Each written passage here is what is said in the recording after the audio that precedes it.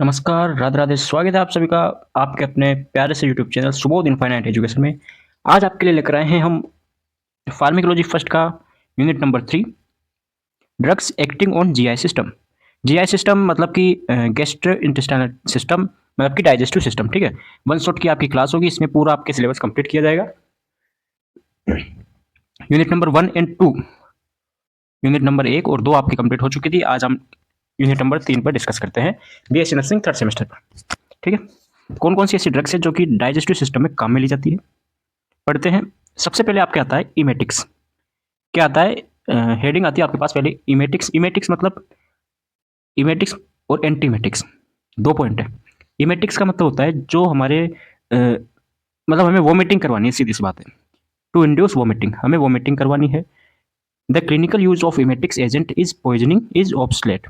ठीक है, जो अगर अब इमेटिक्स क्यों करवाते हैं हम, भाई वोमिटिंग क्यों करवाते हैं वो अभी आगे देखेंगे। इंडिकेशंस ऑफ इमेटिक्स, कौन कौन से इंडिकेशंस है इमेटिक्स के। इमेटिक्स मतलब कि इंड्यूस टू वोमिटिंग, वोमिटिंग करवानी हमें। और एंटीमेटिक्स जैसे कि ओंडास्टेरोन होता है, वो क्या होता है, वो वोमिटिंग, नोजिया वोमिटिंग को रोकता है, ठीक है, प्रिवेंट करता है। एंटी लग गया उसके आगे, एंटी इमेटिक्स। और ये क्या है, केवल इमेटिक्स है, मतलब कि इसमें क्या करवानी है, इसमें वोमिटिंग होगी, और एंटीमेटिक्स में वोमिटिंग को रोकेंगे हम। To induce vomiting, to treat poisoning. Poisoning मतलब, अब एक बात बताइए, हम वोमिटिंग क्यों करवा रहे हैं, क्या कारण है वोमिटिंग करवाने का। वोमिटिंग करवाने का कारण ये है सर कि जब कोई पॉइजन पॉइजन या कोई फूड पॉइजनिंग है या कोई भी ऐसा पॉइजन पदार्थ है, सब्सटेंस है जो कि हमने ले लिया है उससे, तो उसको निकालने के लिए हमें क्या है, वोमिटिंग करवानी है। वोमिटिंग कराएंगे तो ट्रीट पॉइजनिंग, पॉइजनिंग है, जहर है, वो ट्रीट हो जाएगा। टू ट्रीट ड्रग ओवरडोज, अगर हमने ज़्यादा डोज ले ली, ड्रग्स क्या कर लिया हमने, ओवरडोज कर लिया, तो उससे भी हमें बाहर निकालना है, कम आउट करना है उसको। इसलिए भी हमें इमेटिक्स का यूज लेना चाहिए, लेना पड़ता है। कॉन्ट्राइंडिकेशंस की बात करें कि कब कब हमें इमेटिक्स काम में नहीं लेनी चाहिए, इमेटिक्स है या वोमिटिंग्स की जो मेडिसिन है वो कब काम में नहीं लेनी चाहिए। तो एसिड और एल्कलाई पॉइजनिंग, कब अगर ये चीज़ हो, इससे क्या होगा, इट कैन कोज बर्न और gastro intestinal GI tract. Acid और एल्कलाई पॉइजनिंग है अगर, तो उस टाइम पर हमें इमेटिक्स काम में नहीं लेनी चाहिए। क्यों नहीं लेनी चाहिए, क्योंकि इससे क्या होगा, burn of gastro intestinal tract, जो हमारे जीआई ट्रैक्ट है, जीआई सिस्टम है, उसमें क्या होगा, बर्न होगा, जलन टाइप होगी। ठीक है, second thing is CNS stimulant. CNS stimulant poisoning हो, उस टाइम भी हमें मेडिसिन से, ड्रग से वो काम में नहीं लेनी चाहिए। क्यों, क्योंकि उससे क्या हो सकता है, सीजर्स हो सकते हैं। सीजर्स मतलब कि दौरे टाइप आना, कन्वर्सेंस एक्सेट्रा। अनकॉन्शियस पेशेंट है, कोई अनकॉन्शियस पेशेंट है, उसको भी हमें ये मेडिसिन से, ड्रग से वो काम में नहीं लेनी चाहिए। क्यों नहीं लेनी चाहिए, क्योंकि उससे क्या होगा, एस्पिरेशन होगा, एस्पायरेशन होगा। क्यों, अब एस्पायरेशन क्या होता है, व्हाट इज एस्पायरेशन। एस्पायरेशन का मतलब होता है कि जैसे कि कब होता है ये, अनकॉन्शियस पेशेंट है, उसको होगा, कैसे होगा, कोई फॉरेन सब्सटेंस है, ठीक है, फॉरेन सब्सटेंस है, वो चला जाए अंदर। एस्पिरेशन में क्या होता है कि फॉरेन सब्सटेंस है वो हमारे अंदर चला जाता है through the breathing time, breathing के द्वारा। ठीक है, तो इसलिए उसको भी ये मेडिसिन काम में नहीं लेनी चाहिए। आएगा धीरे धीरे टेस्ट। एग्जाम्पल्स की बात करते हैं अपन। पहला आता है एपोमॉर्फिन। पहला एग्जाम्पल है पहला एग्जाम्पल है एमेटिक्स का, एपोमॉर्फिन। अब एपोमॉर्फिन क्या होता है, ये एक synthetic derivatives of morphine. Morphine का सिंथेटिक डेरिवेटिव्स होता है, जो क्या करता है, स्टिमुलेट करता है किसको, D2 रिसेप्टर इन सीटीजेड। सीटीजेड क्या है सर, सीटीजेड आपके सीटीजेड की फुल फॉर्म होती है कीमो रिसेप्टर। फुल फॉर्म लिख लीजिए, कीमो रिसेप्टर, टी से आ गया trigger, chemo receptor trigger zone. ठीक है, chemo receptor, chemo receptor trigger zone, ये क्या है, कीमो रिसेप्टर ट्रिगर जोन क्या है, तो ये क्या है कि एक रीजन है किसका, मेडुला ओब्लिगेटा है, उसका एक रीजन होता है जो कि इमेटिक्स के लिए रिस्पॉन्सिबल होता है। ठीक है, तो इसके D2 रिसेप्टर को ये क्या कर देता है, स्टिमुलेट कर देता है। एपोमॉर्फिन है, इसके D2 रिसेप्टर को, सीटीजेड है, इसके D2 रिसेप्टर को स्टिमुलेट कर देता है। अब डोज की बात कर देते हैं, तो डोज होती है 6 mg, IM और सबक्यूटेनियस रूट से देते हैं। इंजेक्शन इंड्यूस्ड वोमिटिंग, जो कि वोमिटिंग को इंड्यूस करते हैं। दूसरा आता है आपके पास एपेका गुना। इपेका गुना क्या है, ये इपेका गुना, ड्राई रूट ऑफ सिफिलिस इपेका गुना। इपेका गुना क्या है, एक ड्राई रूट ऑफ सिफिलिस इपेका गुना है। ये एक तरीके का हम प्लांट मान सकते हैं। कैसे, आपने वो देखा सूखी घास, ठीक है, ये क्या है, एक सूखी घास की तरह होता है, सूखी ड्राई रूट ऑफ सिफिलिस इपेका घुना, ये एक सूखी घास की तरह एक प्लांट्स होता है जो क्या करता है, cause when vomiting, cause when given as liquid 10 to 20 ml, जब इसको हम 10 से 20 ml हम ये देते हैं, ये एक तरीके से क्या है, सिरप मान सकते हैं अपन इसको, सिरप है वो हम देते हैं 10 से 20 ml, तो क्या होता है, CTZ पर ये एक्ट करता है। CTZ हमने देख लिया, कीमो रिसेप्टर ट्रिगर जोन है, उस पर ये एक्ट करेगा और रिफ्लेक्स मैकेनिज्म करेगा। अब रिफ्लेक्स मैकेनिज्म के द्वारा ही आपके क्या है, वोमिटिंग होती है। Okay, role of nurse while using emetics, जब हम इमेटिक्स यूज ले रहे हैं तो नर्स के क्या क्या रोल होते हैं, तो नर्स के रोल होते हैं, फर्स्ट आ गया always check the conscious level of the patient, patient के कॉन्शियस लेवल को हमें चेक करना है कि भाई कॉन्शियस है या अनकॉन्शियस है, अनकॉन्शियस है तो पेशेंट को इमेटिक्स नहीं देनी, ठीक है। क्यों नहीं देनी, क्योंकि एस्पायरेशन हो सकता है, अभी देखा हमने कॉन्ट्राइंडिकेशंस में। Second thing is confirm the type of poisoning, poisoning का टाइप को कंफर्म करना है, कौन से टाइप का पॉइजनिंग है, एल्कलाई या एसिड तो नहीं है, ठीक है, CNS स्टिमुलेटर तो नहीं है, केरोसिन वाला तो नहीं है, तो वो सभी में टाइप को कंफर्म करना है। Maintain record of colour and amount of vomit, जो वोमिट हो रही है उसके कलर कौन सा है, अमाउंट कितना है, उसको हमें रिकॉर्ड करना है। And take sample for the laboratory investigation, laboratory में भेज देना है इन्वेस्टिगेशन के लिए, ठीक है, उसका कलर कौन सा है, अमाउंट कितना आ रहा है वोमिट में, तो वो सब चेक करना है। Last one is maintain the intake output chart of the patient, patient का इनटेक और आउटपुट चार्ट है उसको मेंटेन करना है, ठीक है। आगे चलते अपन एंटी इमेटिक्स के बारे में।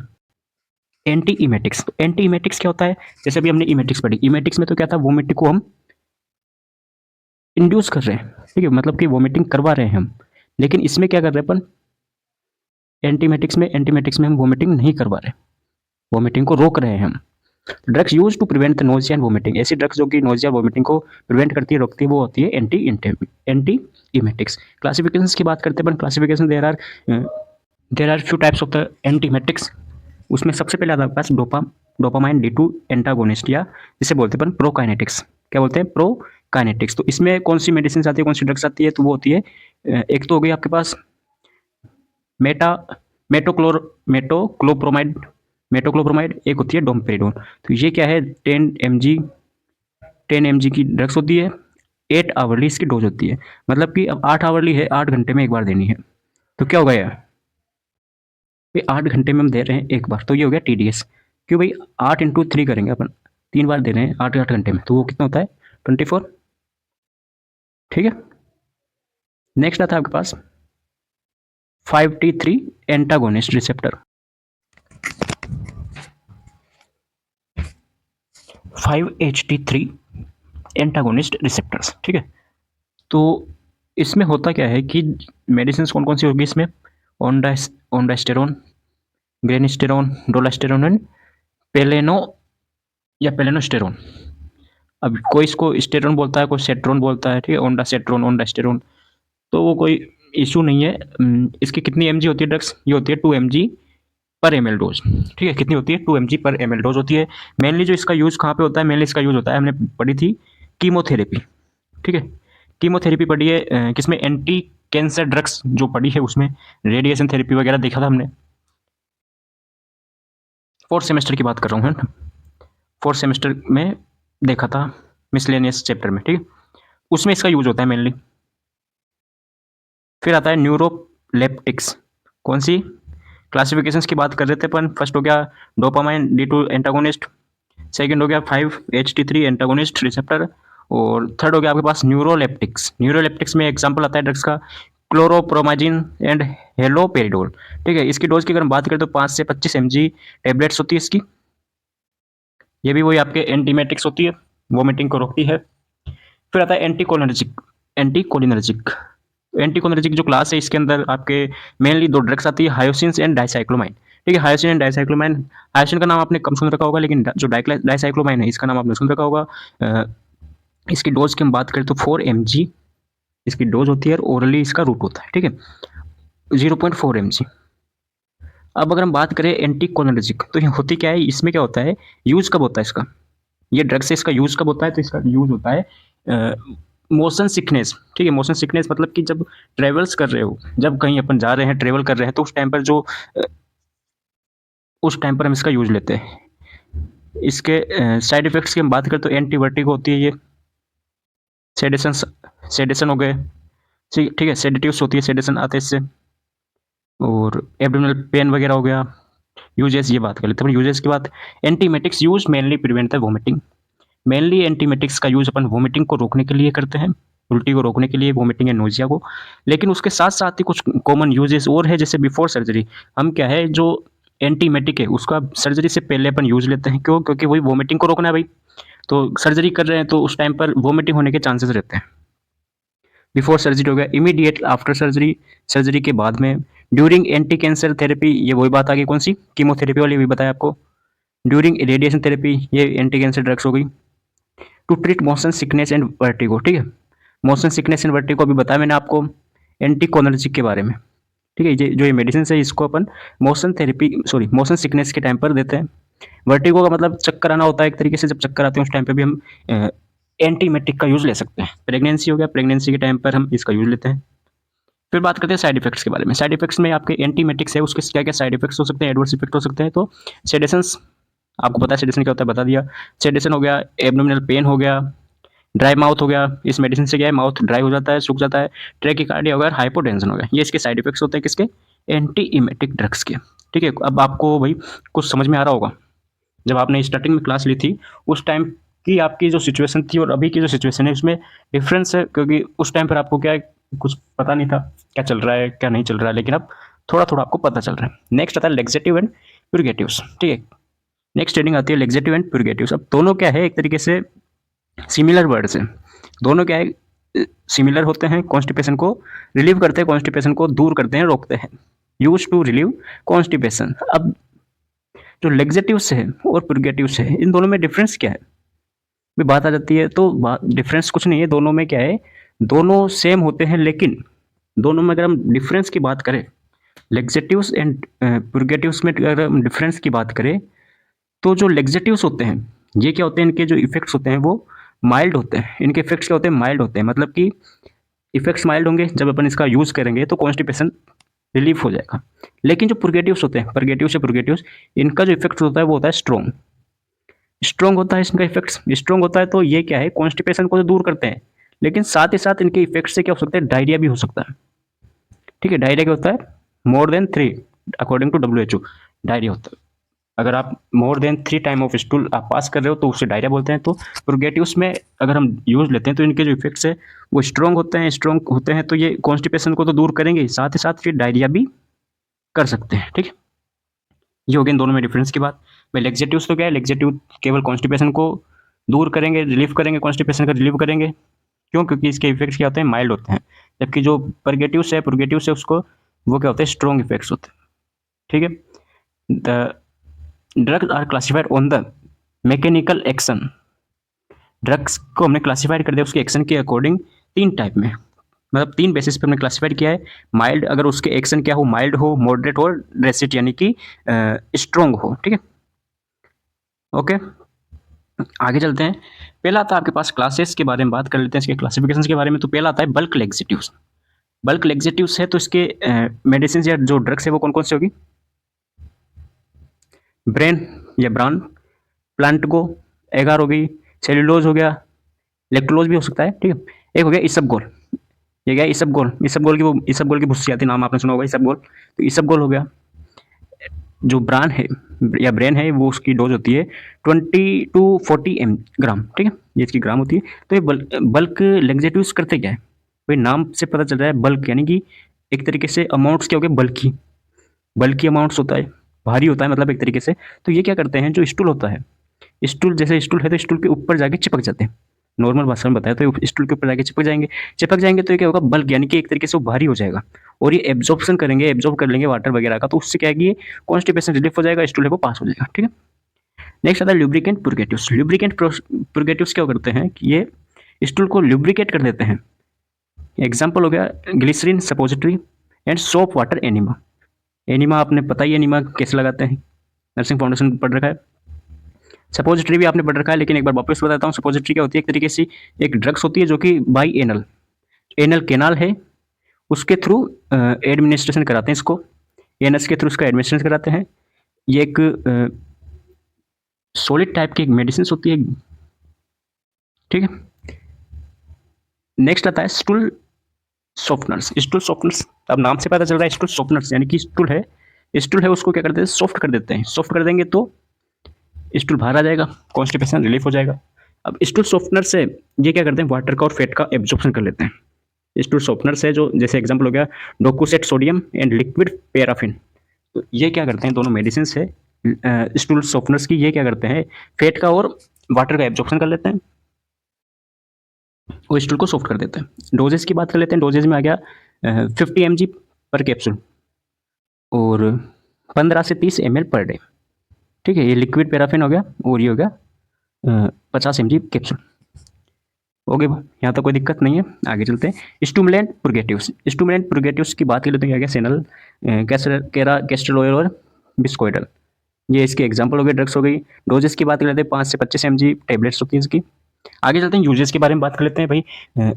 परगेटिव्स एंड लेक्सेटिव्स, इसके यूजेस की बात करते हैं तो ये एक तो कॉन्स्टिपेशन में काम करते हैं, कॉन्स्टिपेशन को दूर करने के लिए। Second thing, it is used in irritable bowel syndrome. Bowel syndrome है, इरिटेबल बाउल सिंड्रोम है, उसमें काम करते हैं। और पाइल्स में काम आते हैं, ठीक है। साइड इफेक्ट्स क्या क्या इसके साइड इफेक्ट्स हो सकते हैं, ओवरडोज या इस डोज से क्या क्या साइड इफेक्ट्स हो सकते हैं, तो स्टोमक क्रैम्प हो गया, पेट दर्द हो गया, वॉमिटिंग हो गई, डिहाइड्रेशन हो गया एंड इन्फ्लामेशन हो गया, ठीक है। इन्फ्लामेशन हो गया। आगे चलते हैं, हम बात करते हैं next antacid drugs. What is antacid drugs? तो एसिड ड्रग्स, एंटा एसिड मतलब एसिड ड्रग्स। अब देखो एंटा प्लस एसिड मतलब एसिड के एंटी है, एसिड है एसिड को एंटी है मतलब ये, ठीक। तो antacid drugs are substance that counteract or neutralise acidity. जब पेट में या स्टोमक में एसिडिटी हो जाती है तो उस टाइम पर एंटा एसिड ड्रग्स काम में ली जाती है। Antacid drugs are substance that counteract or neutralise acidity. They are used mainly for the treatment of gastrointestinal irritation और अल्सर, ठीक है। जब क्या हो जाए, गैस्ट्रो इंटेस्टाइनल अल्सर हो जाए या इरिटेशन हो जाए, पेप्टिक अल्सर हो जाए एक तरीके से, तो उस टाइम पर एंटासिड अपन देते हैं, एडमिनिस्ट्रेशन कराते हैं। Antacid are basic substance given orally हम इसको देते हैं। Basically they neutralise the gastric acid and raise the pH of gastric content, ठीक है। क्या हुआ, एसिडिटी कब होती है, जब पीएच क्या हो जाए, बिलो 7 हो जाए, ठीक है। पीएच कितनी हो जाए, 7 से कम हो जाए, उस टाइम पर हम ये एंटासिड का काम में लेते हैं। अब एंटासिड क्या करेगा, एंटासिड न्यूट्रलाइज कर देगा, पहली चीज़। दूसरी चीज़, पीएच उसको बढ़ा देगा, पीएच बढ़ेगी तो न्यूट्रलाइज हो गई, मतलब एक तरीके से पीएच क्या 7 कर देगा, या फिर जो उसकी पीएच होनी चाहिए वो कर देगा, ठीक है। Raise the pH. Antacid are used to treat gastric peptic ulcer, gastritis, peptic ulcer. Gastritis मतलब inflammation of the stomach and peptic ulcer आपको पता ही है, आगे पढ़ेंगे अभी देखना। Acid is produce by parietal cell of the stomach. Acid है, अब एसिड क्या है, HCl। भाई एसिड से हम क्या समझ रहे हैं, स्टोमक में एसिड है तो वो क्या है, HCl है, हाइड्रोक्लोराइड, हाइड्रोजन क्लोराइड। तो HCl है वो कहाँ पे बनता है, वो बनता है, हमने डाइजेस्टिव सिस्टम में पढ़ा था सर, पेराइटल सेल में पढ़ा था। पेराइटल सेल हो गया, चीफ सेल, ठीक है, पढ़ा है आपने, ऑफ स्टोमक। अब ड्रग्स की बात कर लेते हैं एग्जांपल्स की। फर्स्ट हो गया आपके पास एल्यूमिनियम हाइड्रोक्साइड। इसकी डोज की बात कर लेते हैं, डोज कितनी होती है, एल्यूमिनियम हाइड्रोक्साइड इसकी डोज होती है 5 से 10 ml। सेकेंड हो गया calcium carbonate 1 to 5 gram. Third हो गया magnesium carbonate 200 to 500 mg। Fourth one is sodium bicarbonate 1 to 4 ग्राम, ठीक है। ये हो गई बात। नेक्स्ट आता है कॉन्ट्रा इंडिकेशंस। कब कब हम इसको काम में नहीं ले, एंटासिड को काम में कब नहीं लेना चाहिए, तो पहली तो आपके क्या एल्केलोसिस हो जाए, CHF and renal failure. CHF क्या होता है, हार्ट फेलियर पढ़ा है आपने MSN में, रिनल फेलियर भी पढ़ रखा है सर, सब देख रखा है। तो साइड इफेक्ट्स, कौन से साइड इफेक्ट्स हो सकते हैं एंटासिड से, तो गैस्ट्रिक डिस्कम्फर्ट, स्टोमक है उसमें डिस्कम्फर्ट हो जाएगा, एक तरीके से इरिटेशन टाइप हो जाएगा, कॉन्स्टिपेशन हो जाएगा, डायरिया हो जाएगा, एब्डोमिनल पेन हो जाएगा, साइड इफेक्ट्स, ओके। नेक्स्ट आपके पास टॉपिक आता है drugs used in peptic ulcer. Peptic ulcer में कौन कौन सी ड्रग्स काम में ली जाती है, तो MSN में आपने पढ़ा है या फिर आप पढ़ लोगे 3rd सेमेस्टर MSN में कि गैस्ट्रिक अल्सर या पेप्टिक अल्सर होता क्या है। तो it is the ulceration of the mucosa of stomach. Stomach की जो म्यूकोसा है, किसकी, म्यूकोसा ऑफ द स्टोमक, उसमें क्या हो जाए, अल्सरेशन हो जाए। अरे सीधी सी बात है, छाले हो जाए। जब पेट है, पेट में क्या हो जाए, छाले हो जाए, तो उसमें क्या है, अल्सरेशन हो जाए, छाले हो जाए, तो उसे बोलते हैं पेप्टिक अल्सर। अब ये क्या है, इसको हमने पेप्टिक अल्सर को क्लासिफाइड किया था, एमएसएन में देखा होगा आपने। पेप्टिक अल्सर को हमने क्लासिफाइड किया, कैसे किया, किस किस बेस पर क्लासिफाइड किया, तो सबसे पहले तो हमने इसके लोकेशन के बेस पर अपने इसको क्लासिफाइड कर दिया। लोकेशन के बेस पर किया पहला। दूसरा केस के सीवियरिटी के, सीवियरिटी के बेसिस पर। लोकेशन के बेसिस पे किया, सीवियरिटी के बेसिस पे किया। सीवियरिटी के बेसिस पर हमने इसको क्लासिफाइड किया एक्यूट एंड क्रोनिक में, ठीक है, एक्यूट एंड क्रोनिक में। एंड फर्स्ट था लोकेशन के बेसिस पर। लोकेशन के बेसिस पर हमने इसको 3 क्लासेस में डिवाइड कर दिया। फर्स्ट आ गया ईसोफेगस। अगर ईसोफेगस में क्या हो जाए, अल्सरेशन हो जाए, ईसोफेगस में अल्सरेशन हो जाए तो उसे बोलते हैं oesophageal ulceration, oesophageal peptic ulceration. दूसरा हो गया ड्यूडेनम में, ठीक है, तो उसे बोलेंगे ड्यूडेनियल अल्सरेशन। और तीसरा हो जाए यहाँ पर, तो ये बोलेंगे गैस्ट्रिक अल्सरेशन। ओके, तो ये हमने इसको 3 क्लासेस में हमने इसको क्लासिफाइड किया था एमएसएन में, पेप्टिक अल्सर को। तो अब पेप्टिक अल्सर हो जाए, ये पेप्टिक अल्सर हो रहा है, अल्सरेशन हो जाए, तो इस टाइम पर हम कौन कौन सी ड्रग्स काम में लेंगे, तो वो हम बात कर रहे हैं। फर्स्ट आता है H2 हिस्टामाइंस। H2 histamine. अब सर ये H2 H1 क्या है, इसको समझ में नहीं आ रहा। तो देखो, जो H1, इसके क्या है, 4, आई थिंक 4 और 5, 4 या 5 इसके वो होते हैं रिसेप्टर्स, ठीक है, रिसेप्टर होते हैं। तो उसमें क्या है, जो H2 रिसेप्टर्स को ब्लॉक करता है हिस्टामिन को, वो होता है H2 एंटीहिस्टामाइन। कोई H1 को ब्लॉक करेगा, H1 रिसेप्टर को ब्लॉक करेगा, तो वो होता है H1 एंटीहिस्टामाइन। H3 को, H4 को, ऐसे इनका नाम दे रखा है। तो H2 हिस्टामाइन एंटीहिस्टामाइन क्या है, ये H2 ब्लॉकर्स, H2 हिस्टामाइन के जो रिसेप्टर है, एंड हिस्टामिन के जो रिसेप्टर है H2, उसको ब्लॉक करेगा, ठीक है। इसमें कौन कौन सी ड्रग्स आती है, सिमेटिडिन, रेनिटिडिन, फेमेटोडिन। ओके, ईएनटी में आप पढ़ोगे, नेक्स्ट सेमेस्टर में, 4th सेमेस्टर में पढ़ोगे आप। तो सिमेटिडिन हो गया, रेनिटिडिन हो गया।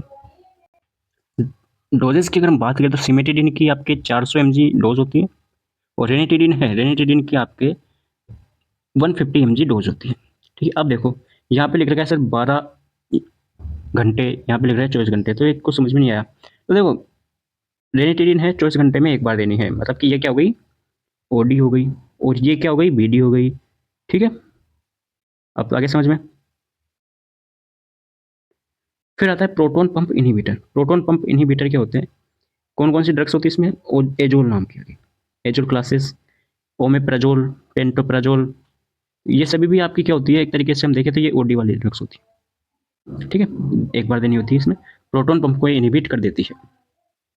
एंटासिड अभी देखा हमने, एंटासिड भी इसमें ड्रग्स आती है। एंटासिड जस्ट अभी देखा ही हमने, ये वाली चीज़ें कौन कौन सी ड्रग्स होती है एंटासिड की, ये वाली, ठीक है। आगे आती है आपके पास, अब ये जो ड्रग्स है, ये इसको भी हमने क्या क्लासिफाइड किया था, ये आपके 3 तो क्या हो गई, असिस्टेमिक, और ये 2 है, एक और ड्रग्स आती है इसमें, वो होगी सिस्टेमिक ड्रग्स। इतना डीप नहीं जाएंगे हम। फिर आता है यूजेस की बात। किसके यूजेस की बात चल रही है, ये चल रही है सर पेप्टिक अल्सर के यूजेस की बात चल रही है, ठीक है, बिल्कुल सही। यूजेस की पहले देख रहे हमने क्या, गैस्ट्रिक अल्सर में काम लेते हैं, ड्यूडेनल अल्सर हो गया, अल्सर हो गया। जोलिंगर एलिसन सिंड्रोम, मतलब इसमें क्या है, एचसीएल की अमाउंट्स क्या हो जाती है, ज़्यादा हो जाती है, और जीईआरडी हो जाता है, ठीक है, जीईआरडी आपने पढ़ा है या पढ़ोगे एमएसएन में, 3rd सेमेस्टर एमएसएन में। साइड इफेक्ट्स की हम बात करें, साइड इफेक्ट्स में आता है हेडेक हो जाए, सिर दर्द हो जाए, डिजीनेस, घबराहट टाइप हो जाए, गैस्ट्रिक डिस्कम्फर्ट हो जाए, रेसेस हो जाए, और मसल्स पेन हो जाए। ये सभी इसके साइड इफेक्ट्स होते हैं, किसके, पेप्टिक अल्सर की ड्रग्स के। नेक्स्ट नेक्स्ट आता है anti diarrhoeal drugs.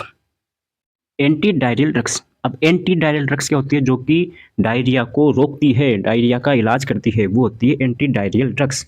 Anti diarrhoeal drugs are medications used to reduce the frequency and severity of diarrhoea. Frequency and severity of the diarrhoea, ऐसी ड्रग्स जो कि रिड्यूस करती है, किसको रिड्यूस करती है, frequency and severity of diarrhoea, diarrhoea को, diarrhoea की जो सीवियरिटी और फ्रीक्वेंसी उसको रिड्यूस करती है। चलो ठीक है, डायरिया होता क्या है भाई, according to W H O ने क्या कहा, डब्ल्यू एच ओ ने क्या सबकी डेफिनेशन दे रखी है, हेल्थ की, इलनेस की, डायरिया की, कॉन्स्टिपेशन की, सभी की, और कुछ काम नहीं है, बस डेफिनेशन देने का काम है। According to W H O, World Health Organization के अकॉर्डिंग, डायरिया क्या है, diarrhoea is defined as a passage of passage of three or more loose or liquid stool per day or more frequently than is normally या normal for the individual. जब किसी के क्या हो जाए एक दिन में 3 से ज़्यादा बार वो स्टूल पासेस करे, और वो स्टूल भी कौन सा, loose and liquid water stool वो पासेस करे 3 या 3 से ज़्यादा बार। ठीक है, कोई व्यक्ति है वो 3 या 3 से ज़्यादा बार स्टूल पास कर रहा है स्टूल लिक्विड या लूज स्टूल पास कर रहा है, तो वो होता है आपके डायरिया। तो उसमें जो ड्रग्स काम मिल जाती है वो होती है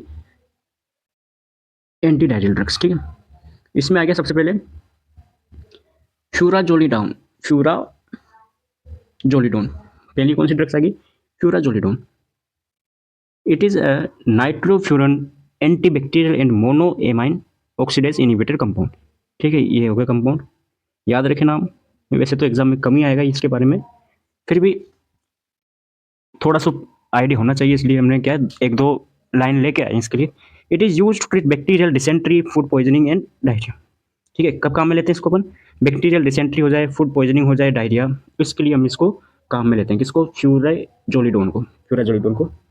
second thing is ORS, oral rehydration therapy भी हम इसमें काम में लेते हैं। Electrolytes therapy, fluid and electrolytes imbalance हो जाए तभी तो डायरिया होता है। In watery diarrhoea there is a loss of fluid and electrolytes.